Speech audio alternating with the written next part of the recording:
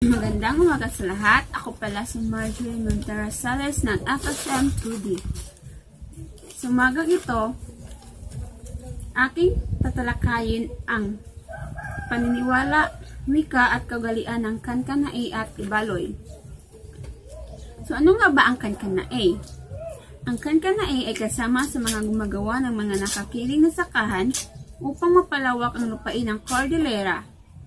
Ang mga Kankanaey ng kanilang mountain province mula sa munisipalidad ng Sagada at Biao na matatagpuan sa Benguet. Ang mga Kankanaey ay binabaybay ding Kankanaey, Kankanay o Kankanay. Ang Kankanaey ay mayroong kaugalian sa pagsusuot ng tradisyonal na damit, palungay o tapis. Ang palungay o tapis ay damit pang babae.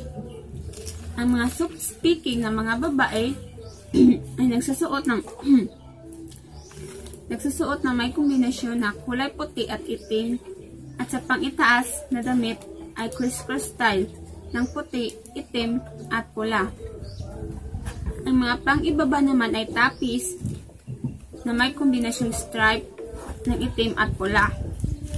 Ang hard-speaking ay nagsusuot ng puti at itim na may kombinasyong kaunting puting style. Ang kanilang palda o tapis ay tinatawag na bagki at gating. Ang mga kalalakihan naman ay nagsusuot ng bahag na tinatawag itong wanis.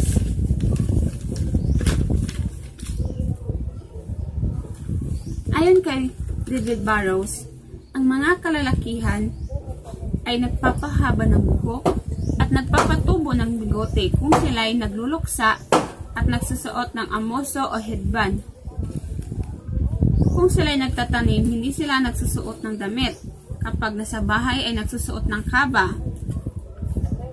Nakaugalian din nilang magpatato at pagsusuot ng laglet o pulsera sa binte na kinala sa atin bilang angklet. Naging palamuti sa kanilang buhok ang kwintas na gawa sa beads.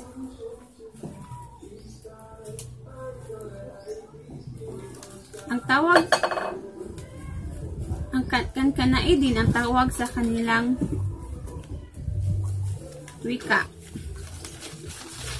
At mga halimbawa ng salitang Kankanaey: manpait, sa Filipino mapait, napintas, maganda, namaga, nawala, nalaka, madali, naktang, pagod, ensimekta ka, mahal kita. At ngayon dumako naman tayo sa Ibaloy. Ano nga ba ang Ibaloy?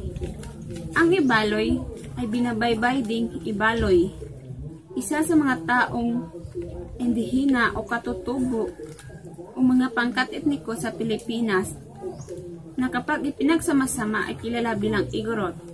Sila ay naninirahan sa kabundukan ng gitnang bahagi ng Cordillera sa Luzon. Ang wikang Ibaloy ay nag-uugat sa Malayo-Polynesian na sangay ng Austronesian wika. Ito ay may kaugnayan sa wika ng Pangasinan na matatagpuan sa Timog Kanluran malapit sa Benguet. Mga halimbawa ng Ibaloy words: gawis ay sagpa o magandang umaga, asimikta ka o mahal kita. Naging aktibidad din ng Ibaloy ang tradisyonal na dawit o ritual na nananawagan sa kanilang mga ninuno. Nagkatay sila ng baboy para ialay.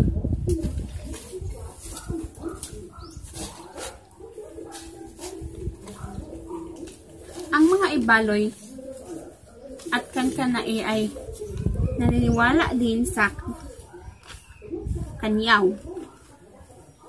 Ang kanyaw ay salitang hedot o kanaw ay nagmula sa salitang nabaloy o ibaloy na ang ibig sabihin sa English ay to Born to be Fest.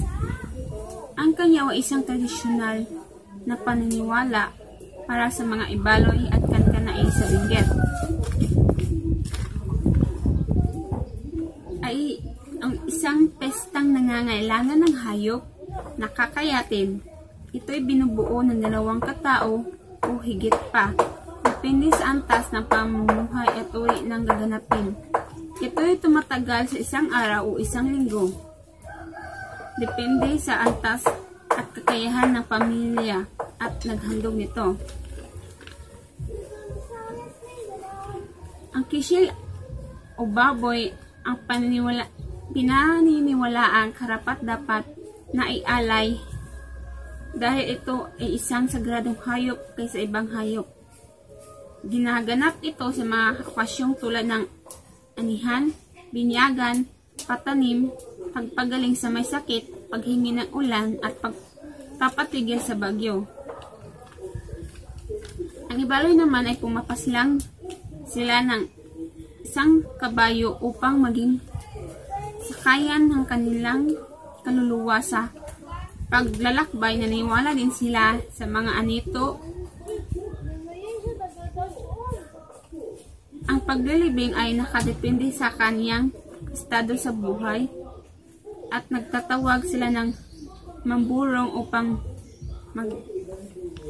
sabi ng huling dasal. Ang mamburong ay kilala sa atin bilang